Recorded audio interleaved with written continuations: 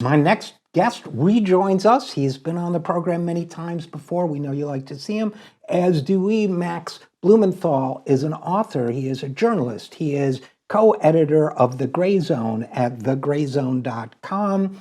And I wanted to talk to him about a couple pieces he'd written recently, and I'm talking quickly because they are waiting for a jury verdict in the case of the embassy protectors trial, which we have talked about at length with Max on this program and with others.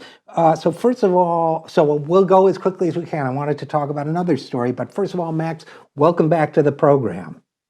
Good to be back. Yeah, it's great to be downtown, surrounded by this brutalist architecture. I'm at a federal courthouse in D.C., where the jury is now deliberating for the next hour and a half, or maybe less, on a verdict on the last four activists who were inside the Venezuelan embassy last April, surrounded by a right-wing mob, as the U.S. government attempted to hand over the embassy to Juan Guaido and his local white-collar mafia. These are the last four people who remained inside and were removed in kind of like a military-style raid by the federal government, by the Secret Service. And they're charged with interfering with State Department functions. They face a year in prison and $100,000 fines. And there is a 95% conviction rate in cases like this. But what I'm hearing from inside is that they feel like they did very well against the judge who really stacked the deck against them, said that, you know, the president has every right to choose whichever president of Venezuela he wants to recognize. So we'll see what happens. But anyway, that's why I'm down here and not, you know, at your studio or at home. All right. Well, obviously, we are very interested in the results of that trial. And as we've talked about before, apparently being invited by the internationally recognized government of Venezuela onto Venezuelan property is not considered a defense anymore. Whatever you think. That was not allowed. That was not allowed in their defense. International law was not allowed in their defense. And what I heard yesterday, I know we got to move on, but this is an interesting point, is that the judge, Beryl Howell, actually warned the defendants that if they presented a video message from the Venezuelan foreign minister authorizing them to be in the Venezuelan embassy, they could be put on trial for taking orders from a foreign government. Which is not only astonishing and draconian, but he's forbidding them, or she, from introducing an element of reasonable doubt as it involves their own defense, right? I mean, exactly. And this is a jury trial. You know, this is Washington, D.C., so on the jury you have a former CIA officer, you have a former NSA official, you have a security guard at a federal building, and you have someone who said during jury selection that they try to stay woke, so they read the Washington Post. So you get a great selection of Washington deep state characters. While democracy dies in darkness, now speaking of Guaido, the self-appointed president of Venezuela, there was one point during the Iowa caucuses when I wondered if, in fact, the app that they were using and the procedures that they were using weren't going to find that Juan Guaido was actually the winner of the Iowa caucus process. Yeah. See what I did there with a pivot, by the way, to the Iowa caucuses. Now, he would be the first Latinx president of the United States. Well, they didn't change the rules for Julian Castro, so just for Bloomberg. So I guess that's where that leaves us. Now, first of all, I'm proud of both you and me, because in the fog of uncertainty that night, there was a pleasing fiction going around the internet that Robbie Mook, Hillary Clinton's campaign manager, had built the app. But you and I had exactly the same reaction, and I touched base with you on it at the time, which was, well, I want to look this up, right? Because above all else, whatever our personal opinions may be, we want to get the story right. So both you and I looked it up. Both you and I found the same articles saying something else about Mook training, people in cybersecurity defense, which is rather comical. But everything said he didn't build the app, and in fact, he didn't. Now, I went on and wrote about the network of special interests who butter each other's bread with Democratic Party money. You went on and wrote more about the people who did build the app. And that was one of the things I wanted to talk to you about, because you, in a different way, uncovered what I think I discovered too, which was a network of people who take care of each other and some disturbing overlaps with the Buttigieg campaign and what Buttigieg represents, big donors and what they represent. So are you able to talk about that for a minute out there? Yeah, well, they're really, I mean, Juan Guaido is the perfect kind of analog to Pete Buttigieg in a lot of ways, who is the self-proclaimed winner of Iowa and New Hampshire, even though he won neither. And the Iowa caucuses were sabotaged, whether it was by mistake or deliberately by a network, which is very closely aligned with Pete Buttigieg, his campaign, and also the kind of cultural milieu that he represents. It's starting to rain, so let me get under some cover here. The network really starts with this figure, Tara McGowan, who is a 33-year-old consultant who really represents, I think, the future, not just of the Democratic Party, but of politics in general, because she is unashamed to pilot online disinformation campaigns. She was vaulted kind of out of nowhere, celebrated in all kinds of Silicon Valley media, and cultivated by a Silicon Valley billionaire named Reid Hoffman, who's the founder of LinkedIn. Reid Hoffman and his kind of in-house political strategist, Dimitri Melhorn, have spun out a series of online operations, which include Acronym, the dark money nonprofit that Tara McGowan runs. And what Hoffman and Melhorn are known for is, as I said, online disinformation campaigns to win elections for Democrats. And we know the Republicans are doing this too. It's, something that the Democrats have been howling about for years: Russian meddling, the Internet Research Agency troll farm.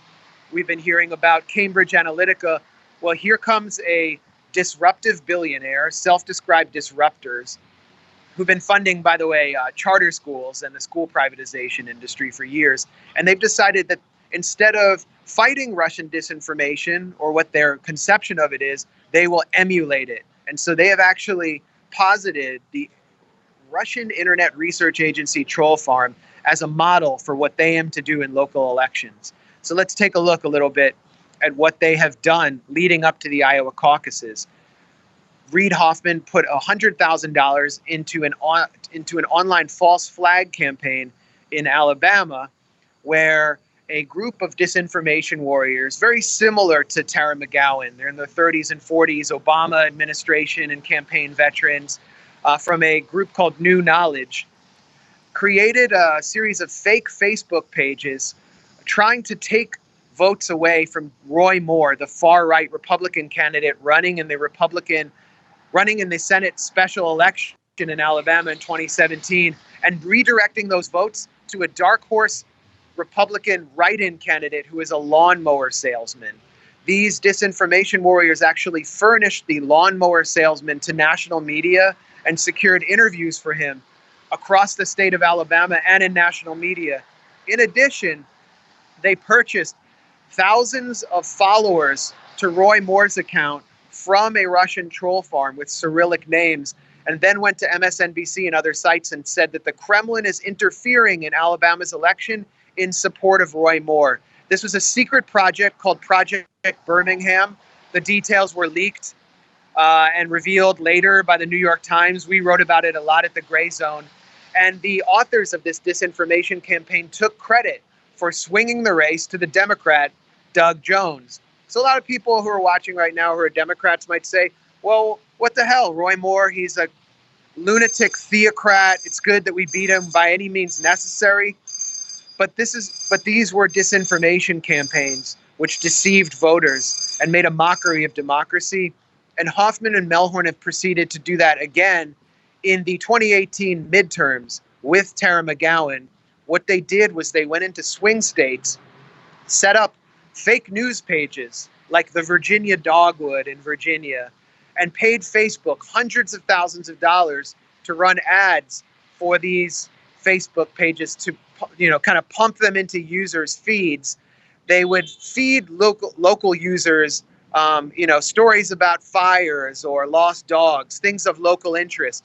They also took out pages that appealed to people in Tennessee about patriotism, Tennessee sports, Christianity. And then when election day drew closer, what they did was fill their feeds with political messaging, persuading them to vote for Democrats. This is exactly what the Senate Intelligence Committee accused the Internet Research Agency of doing to disrupt democracy and undermine American confidence in their electoral institutions.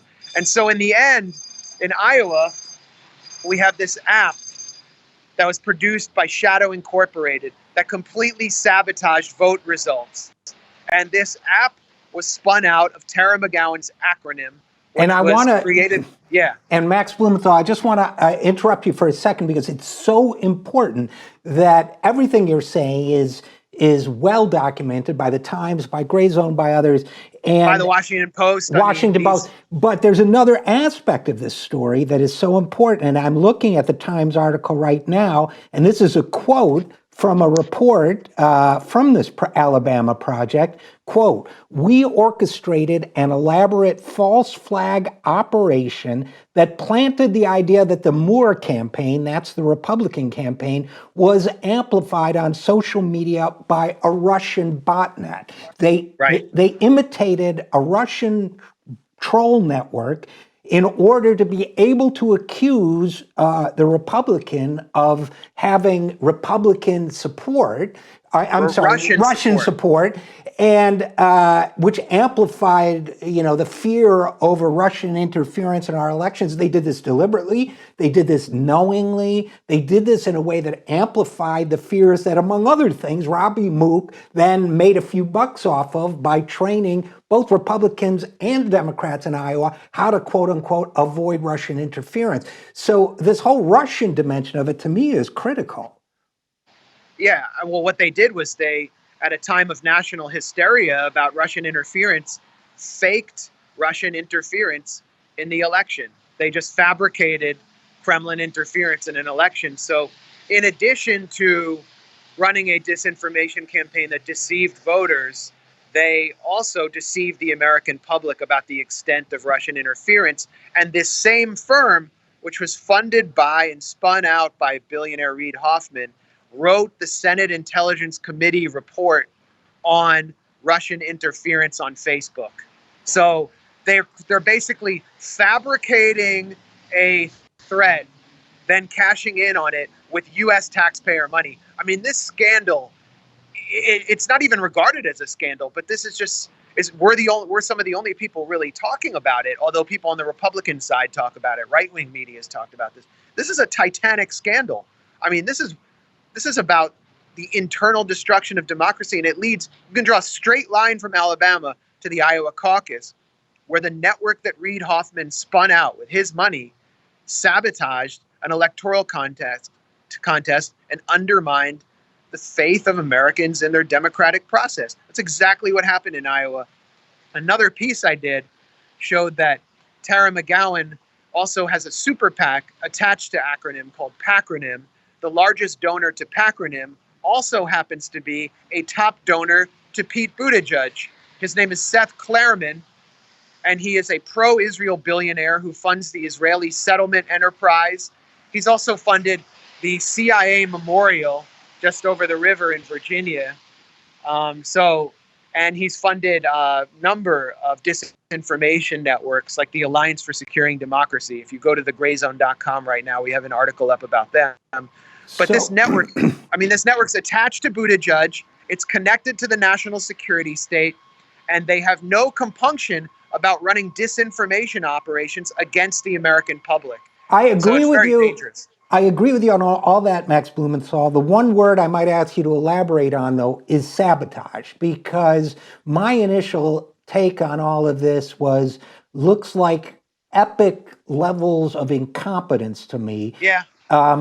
Sabotage implies a conscious effort, which some people have alleged, and certainly it's not a confidence-building network of relationships, but sabotage implies a deliberate effort to undermine the results and elevate give Pete Buttigieg an opportunity to declare himself the winner. Is there evidence of that, or just we know of these relationships that are highly troubling? Well, I didn't mean to imply deliberate sabotage. There are instances to suggest that this network, and I'll get into this, had took steps to advance Buttigieg or propel Buttigieg and undermine Bernie Sanders, but I'm not implying or directly stating that there was deliberate sabotage. These hucksters are also extremely incompetent, as you mentioned. There are basically 30 and 40 something hustlers who are cashing in on Russiagate hysteria and the kind of digital incompetence of the baby boom generation. Characters like Joe Biden or Hillary Clinton, even Obama, they don't understand this technology. So they're bringing in these young people who tell them they're going to win elections with all these data-centric solutions. Well, and of course, now, Max Blumenthal, I happen to be a younger member of that generation.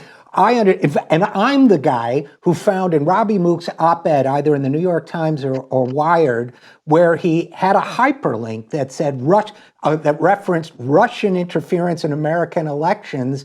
I seem to be the only person who clicked on it because that's how sophisticated I am with technology. Yeah. Because I clicked on it and it went to an article about Macedonian teenagers creating a fake news page. And Macedonia, which Robbie may not know, is not Russia. So, well, there was a couple of us baby boomers have some moves. But where does this story go from here?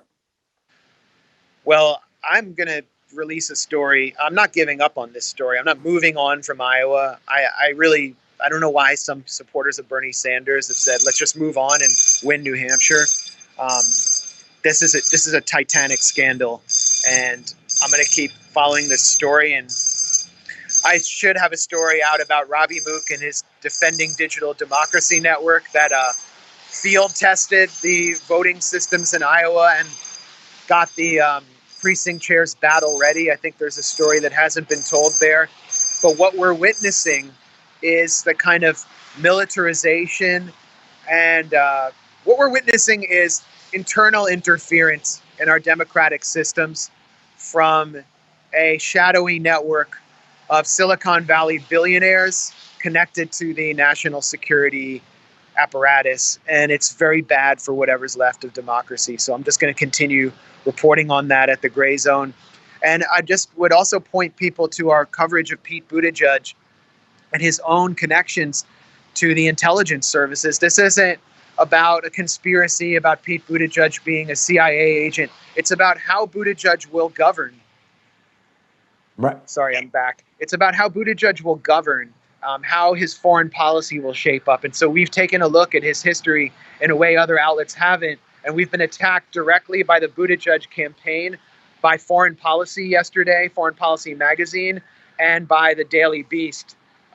So we've gotten the Buttigieg campaign to actually respond directly. And all we've done is report the facts of how he was groomed by national security mandarins and how he worked with the DEA and CIA in a unit in Afghanistan that was supposed to fight the opium trade. I think this is all relevant and everything needs to be debated. We've also explored his funding from pro-Israel billionaires like Seth Klarman. So take a look at what we're doing.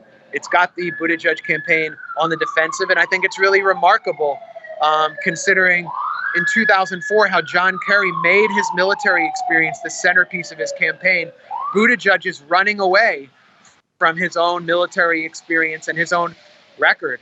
That really shows where we are in progressive politics today.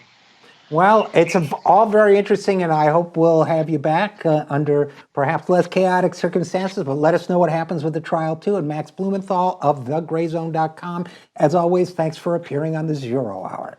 Thanks for having me, and I hope we can do it in studio next time so I can actually hear your one-liners. All right, it's a deal.